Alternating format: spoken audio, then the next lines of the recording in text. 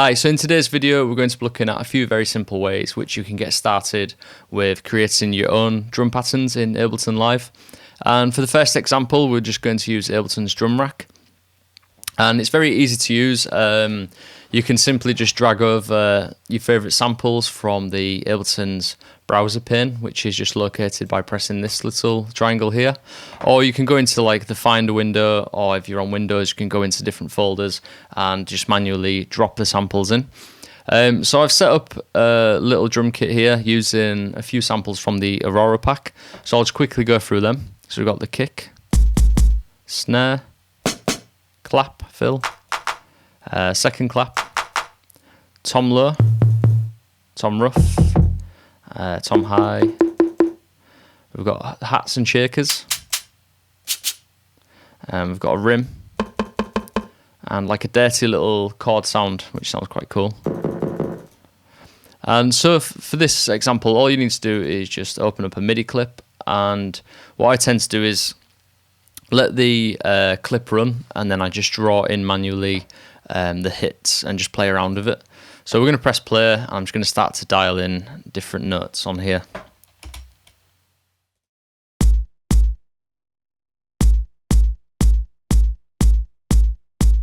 So one thing you can do is when you've got the draw button enabled, you can change the velocity while you're drawing in the note. So if you hold the note down and drag it down, you can drop in different velocities.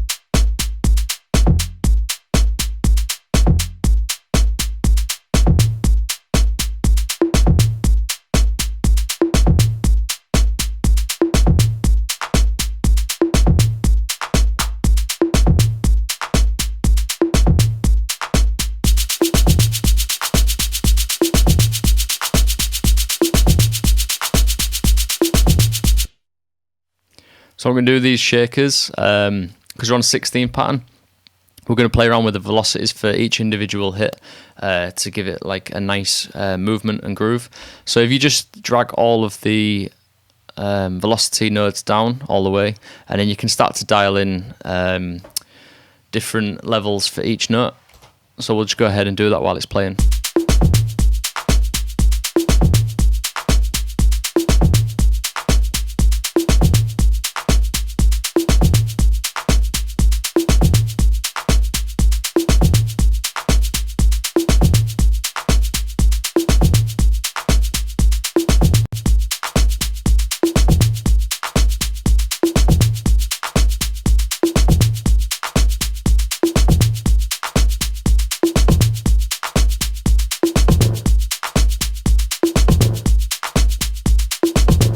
So I quite like that, and what I'm going to do now is I'm going to press the duplicate loop button. In fact, actually, we'll just stick on an extra clap here before I do that.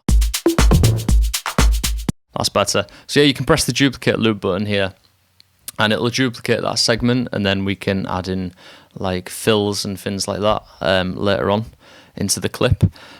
So for instance, I might get rid of that first extra kick there, so we just have it on the last one, and we could maybe add in a few extra little clap notes here for the fills.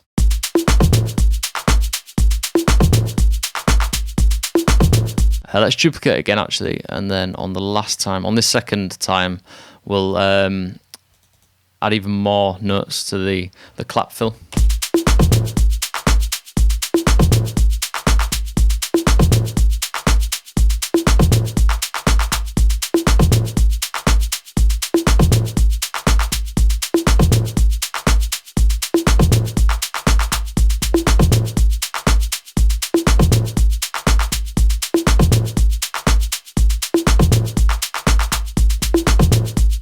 So yeah, I just added an extra little kick fill there, which is quite nice. What we can do now is it's very straight. So you've got two options. You can either go in, and sometimes I tend to just like drag notes over to give it a little bit of swing. It's a very time consuming way of doing it. And I could just tweak away at that. But it's quite, I mean, you can sit there, just let it play and just move stuff around. It's obviously easier when you're working with a much smaller loop than this, so I would drag it back down and try and get the groove going that way. But today we're just going to go over to Ableton's groove pool, and we'll just add a swing in on here. So I like the MPC 16 swings for drum patterns. We'll just choose 53, which will still keep it quite straight.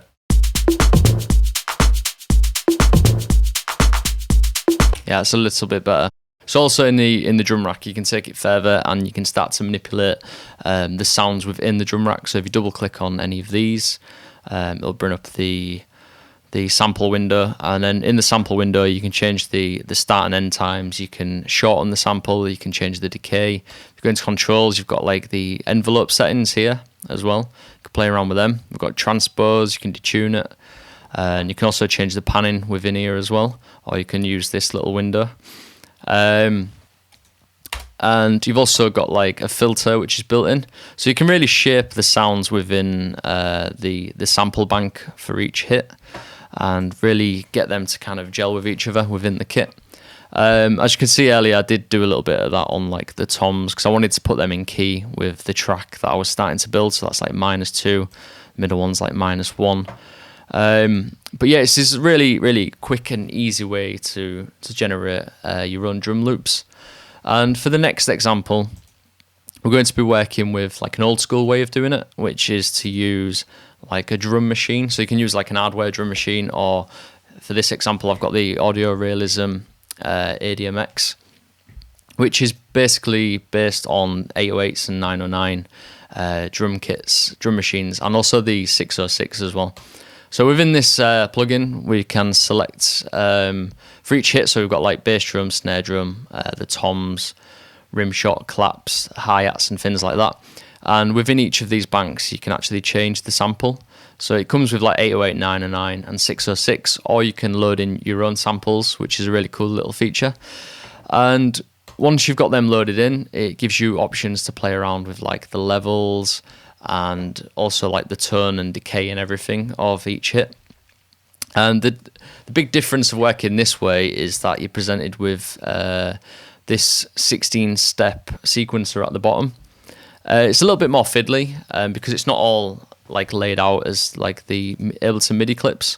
So you can see Ableton MIDI clips, we've got sequences pretty much for each one, and we can drop in the trigs there.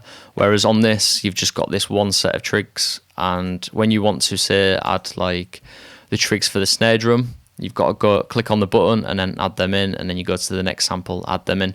It's a little bit more fiddly, but sometimes I do like to work this way. I think it yields different results because it's just a different way of working. What we're going to do is I'm just going to press play again, and I'll start to dial in like a drum pattern and experiment a little bit with it.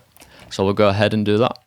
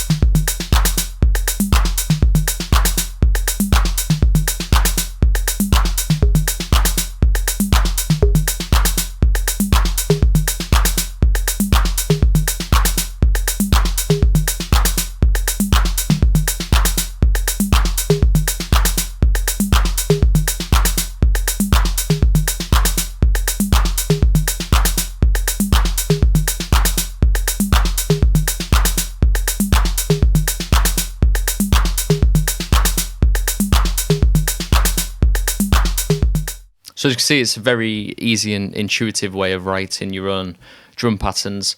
And I do feel like it kind of just writes itself when you work this way, because you put in the notes and you just play around until it sounds right. So as you can see, I was fiddling around a bit and just clicking them on and off, and until I got something that kind of worked for me. And also it's quite nice having all of the tone shaping kind of modulations on the front panel as well. So like within the drum rack, when you're in drum rack, you have to go into each individual sample bank to play around with these, whereas with this it's all on the front, which makes it a little bit easier. One thing I will say is that it is quite restrictive in the sense that the steps are on the front and you haven't got like an overview as you do with the MIDI clip. So that's one kind of downfall of using this technique, but it does give you different results and it's worth checking out and trying. So another technique that you can use when working with programming drum loops is that you can take MIDI information from existing sample pack loops. So here I've got like a little loop from the Prism pack. Sounds quite nice as it is, and it works with that the original drum loop that we made. But what if you want to change the sound of it? But you want to keep like the rhythm, so you just right click on the loop and then go down to convert drums to new MIDI track. Ableton then converts the audio loop to a MIDI loop, and it opens up this drum rack with a 606 kit installed on there. And usually I find that this doesn't tend to work very well. But what you can do is you can take the MIDI information and apply that to different sounds. Whoops, 1 second. So it's a little bit of a mess, but what we can do is we can go in and take, for instance, like this looks quite nice, and let's just have a quick listen to that, see what that sounds like. Yeah, so kind of like that rhythm, we'll take that. If you just short on the loop, and we'll just take like a segment of it because there was a gap at the beginning.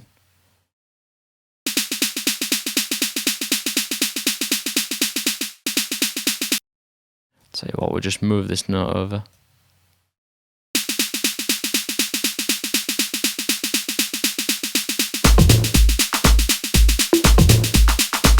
So that's quite a nice little groove, and what we're going to do is we're just going to swap the sample out for a different one. So it's this 606 snare here. Let's have a quick look, see what we've got. So yeah, we're going to try this little sound here. Might need to play around with this a little bit.